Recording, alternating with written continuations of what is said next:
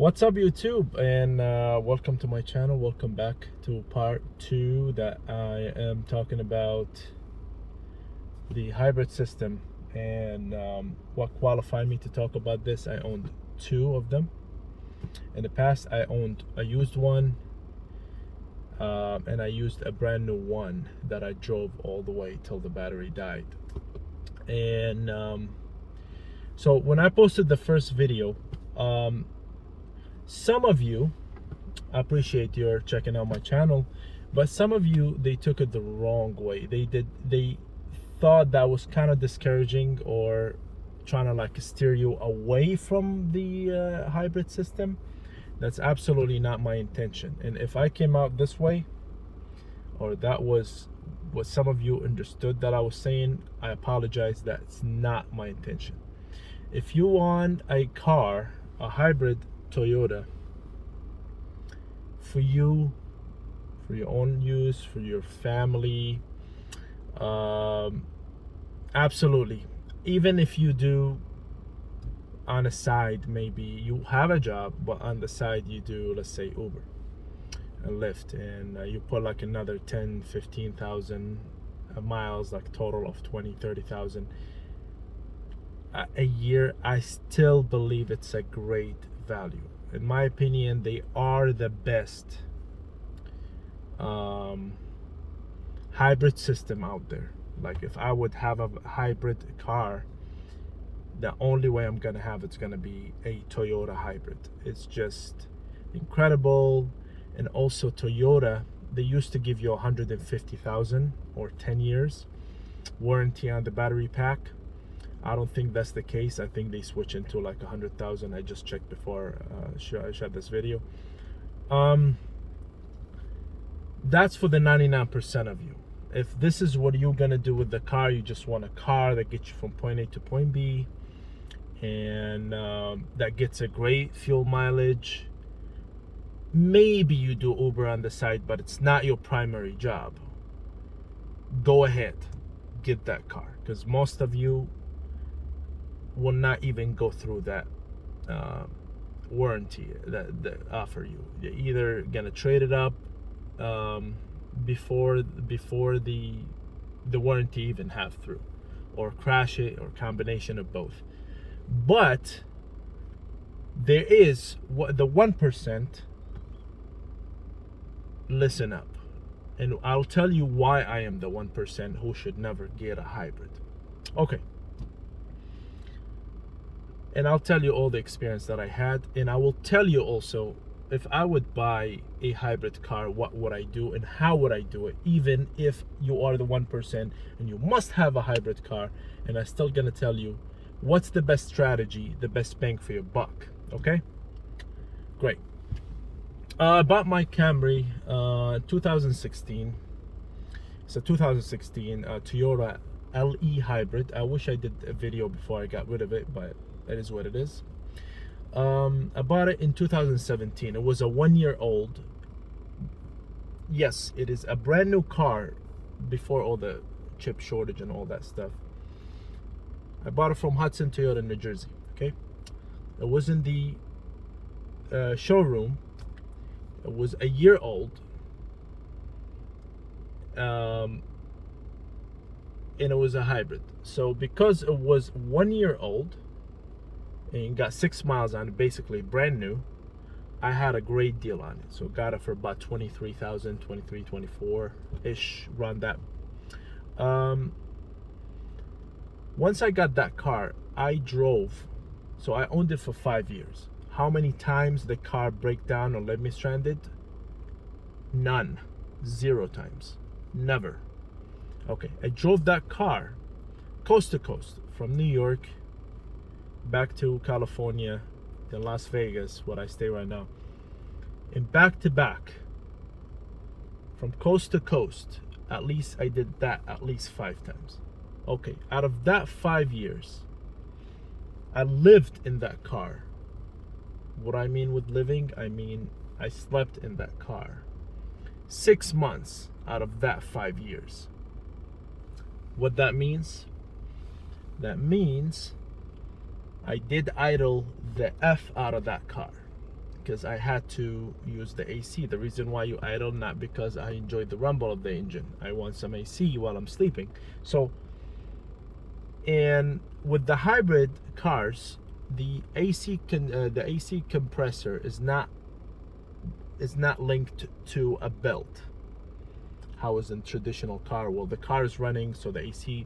So basically, when you use AC, it's a belt driven from the engine. But in the hybrid cars, the AC compressor is connected to your battery. So if your car is idling, you basically, the engine charges the battery powers the AC compressor. You're not using regenerative braking, so also all the stuff is through that circle. Not perfect for idling. That's why I learned these cars do not like to be idled. Okay, and I was idling anywhere between 5, depends on how long I sleep, up to 10 hours. So this car goes on and off, on and off, on and off, right? And also, when I do like highways, if you're doing a lot of driving on the highway like I did, back and forth, the gas mileage, yeah, it still gets a little bit better, but not really that difference. So if you're doing a lot of freaking, like some people work in real estate or whatever, they just driving around. I saw one Honda dude put like 500,000-600,000 miles because he's driving from state to state. If you're doing this, the hybrid shines in the city, really. If bumper to bumper traffic, in the slow traffic, that's what it shines. On the highway, you might get 1 or 2 miles more. Okay. And finally, I did a lot of Uber in that car, Uber and Lyft. Out of the 5 years, I did full time for 2 years out of those 5 years. So I was putting crap tons of miles on it. Okay. So that's why I consider myself not the 1%. Why? The too much miles, too much highway miles, too much excessive idling, up to 10 hours for like 6 months, right? And also, I do, if you probably watch my other video, I do drive a semi trucks. So the car, I leave the car unattended, nobody use it. I left the car up to 6 months of not using the car at all. Nobody runs this car. It's just sitting in the extreme heat of Arizona. I used to leave it and just go, especially when 2020 happened. I was gone for like 6 months straight without even starting up the car. When I came back, it was dead, but jumped the battery and started right up. Hybrid cars do not like to be left on it, like you're not using the car for 6 months. For example, when you leave your phone, you don't use your phone for 6 months. What happens to it? Some phones don't even start anymore because the battery is gone. And finally, never gave me problems, but with these things, put me in that 1%. And also, if you drive it in extreme weather, let's say extreme cold, let's say you live in Montana, Wyoming, when it gets 20 below, or extreme heat like in Arizona or here in Las Vegas, you're not gonna get that mileage. You're not gonna get the MPG estimated for that car was 44. I was not getting 44. I was getting, in extreme heat, I was getting 30 out of that. Because again, like I said, if you're blasting the AC compressor is connected to your battery. So it's draining your battery as you drive. So basically, it's like you're driving a car. It's like you're driving a normal car with a CVT. Like that. I was getting about 30, 32 sometimes, at best 33. All the way till the weather. But again, when the temperature, like right now, in the 40s, 50s, 70s at most. I'm not really blasting the AC. I was getting about 44, I was getting 45, 46. And the final thing, when these batteries go bad, they don't give you any warning. Like, do you know how like your transmission is about to go out, right? It starts slipping, hard shifts, it's on its way out. Or your engines maybe start burning oil, it's on its way out, start like blowing smoke, it's on its way out. With the batteries, no, there's no warning. And I've seen some other videos and I'm like, how do you know your battery is gonna last? And some of them is like, oh well, your MPG is gonna drop. No, it did not drop from me. I was still getting about 40 at night when I'm not using the AC.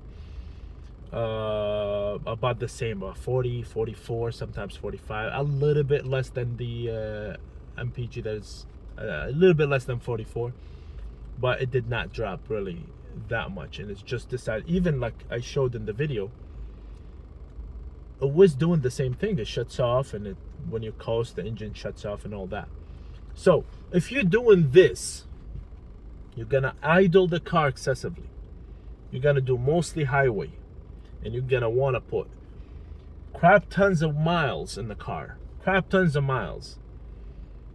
you want your car to last 3, 4, 500,000 miles. I would not get that car. I would not get a hybrid. And if you also live in the car, let's say you get in a van or whatever, you're gonna idle excessively. I would not get that one. If I have to get one, I'll tell you what I would do. If I must have one, okay, that's what I would do. I will drive them till they're like 90,000 miles and get rid of them. Let's say I'm putting 50, 60, 70,000 miles every year. Every year and a half, I'll get a new one. And the reason why it's a good deal, and I would not get anything above the LE trim. Get the bone stock hybrid, drive the crap out of it. Once it hits 70, 80,000 miles, just get rid of it and get another one, brand new one. In that case, you're not really losing much, because the residual value on Toyota, it's incredible. Like, it's the best, hands down. It's the best all across all car. Once it hit like 70, 80,000 miles, I would just trade up with another Corolla hybrid. I would definitely do that if I must have a hybrid car. That's what I would do. Even with the excessive idling, excessive all that, you're still covered under the manufacturer warranty, and you should be fine. And yeah, that's what I would do. And if you guys have any questions or concerns about that, I did own these cars. Oh, before I go, the used one, I did buy a Prius, and it had like 100, almost 190,000 in that one. That was back in 2013, 2014. I bought it, and it went past 200,000 miles, no problem. But the same problem happened again. The same problem, basically. The battery pack went bad, and while the rest of the cars, basically the suspension, all that, it held up really well. But I wasn't too mad, because I bought the car. That car was a salvage title, and it was from an auction, and it cost me literally $2,000. So I was not mad about that car. So I got it. I had about 20,000 miles out of it and got rid of it. So it wasn't a big loss. If you're buying it used, that's where you need to really be careful. If you have somebody that you really trust, like a brother or somebody very close to you, that you know he's not going to take the battery pack and replace a little thing in here and there in the cell that cost him $60 and charge you $1,500, go right ahead. And here's the thing, you will never know when this battery will go bad.